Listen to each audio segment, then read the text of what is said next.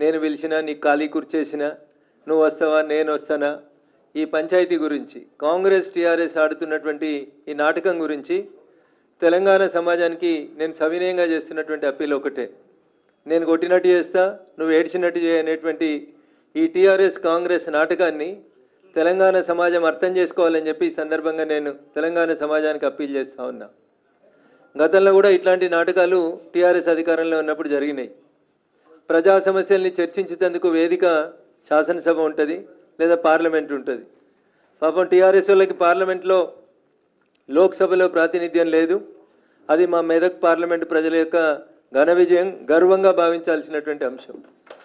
దుబ్బాకలో మొదలుపెట్టినాం TRS party అహంకారానికి ఒక చరమగీతం పాడేటువంటి కార్యక్రమాన్ని దుబ్బాక శాసనసభ నియోజకవర్గంలో భారతీయ జనతా పార్టీ కార్యకర్తలు మొదలు పెడితే మెదక్ పార్లమెంటు నియోజకవర్గంలో పరిపూర్ణంగా వారికి ఓటమినిస్తూ గజ్వేల్ సిద్దిపేట లాంటి మా ఇల్లు మా నియోజకవర్గం అని చెప్పి విర్రవీగేటువంటి ప్రాంతంలో మెదక్ పార్లమెంట్ సభ్యునిగా నన్ను గెలిపించి ప్రజలు కాంగ్రెస్ టీఆర్ఎస్లు ఆడుతున్నటువంటి నయా నాటకానికి ఒక ఫుల్ స్టాప్ పెట్టినాయి. స్థానిక ఎన్నికలు రాబోతున్నాయనేటువంటి ప్రస్తుత తరుణంలో మీడియాలో స్పేస్ కోసం భారతీయ జనతా పార్టీని ఇబ్బంది పెట్టేటువంటి కార్యక్రమాల కోసం రకరకాలైనటువంటి కుట్రల్ని అటు టీఆర్ఎస్ ఇటు కాంగ్రెస్ పార్టీలు చేస్తూ ఉన్నాయి. కానీ భారతీయ జనతా పార్టీ కార్యకర్తల ధైర్యం ముందు, భారతీయ జనతా పార్టీ కార్యకర్తల యొక్క లక్ష్యం ముందు ఇతర ఏ రాజకీయ పార్టీలు కూడా నిలబడవని చెప్పడానికి నిదర్శనం మెదక్ పార్లమెంట్ నియోజకవర్గం యొక్క గెలుపు. అట్లానే ఈరోజు గజ్వేల్లో సుదీర్ఘ రాజకీయ అనుభవం కలిగి చాలా కాలం పాటు గజ్వేల్ రాజకీయాల్ని ప్రభావితం చేసినటువంటి పెద్దలు మాజీ మున్సిపల్ చైర్మన్ గౌరవనీయులు భాస్కర్ గారు మరియు వారి మిత్ర బృందం అందరూ కూడా ఈరోజు పార్టీలో చేరడానికి రావడం జరిగింది. వారందరికీ కూడా సాదరపూర్వకమైనటువంటి స్వాగతం తెలియజేస్తా ఉన్నా. మీరు వచ్చి కూర్చోండి భాస్కర్ అన్న, తర్వాత వేస్తారు. నేను లోకల్ బాడీస్ రాబోతున్నటువంటి ఈ తరుణంలో రాష్ట్ర ప్రజలకు చేసేటువంటి అప్పీల్ ఒకటే. కేంద్ర ప్రభుత్వం పంచాయతీలకు పైసలు ఇవ్వకపోతే ట్రాక్టర్లలో డీజిల్ లేదు, కరెంటు బిల్లు కట్టే పరిస్థితి లేదు, ఎక్కడ కూడా పంచాయతీల యొక్క మనుగడ అనేది ముందుకు సాగుతలేదు.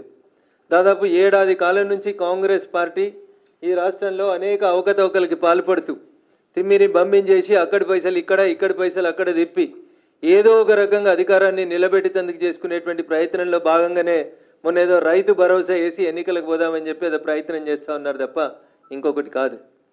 ఉనికి కోసం, అడ్రస్ కోసం టీఆర్ఎస్ రకరకాలైనటువంటి ప్రయత్నాలను చేస్తూ ఉంది. దాంట్లో భాగంగానే నిన్న కేటీఆర్ గారు ఆడినటువంటి నయా డ్రామా. ఆయన ముఖ్యమంత్రి ఢిల్లీకి పోయిందని తెలిసి కూడా ఈయన పోయి ఆడ కుర్చేసుకొని కూర్చొని ఏదో మౌనం ముని లెక్క ఓ వ్రతం పాటిస్తూ ఉన్నాడు.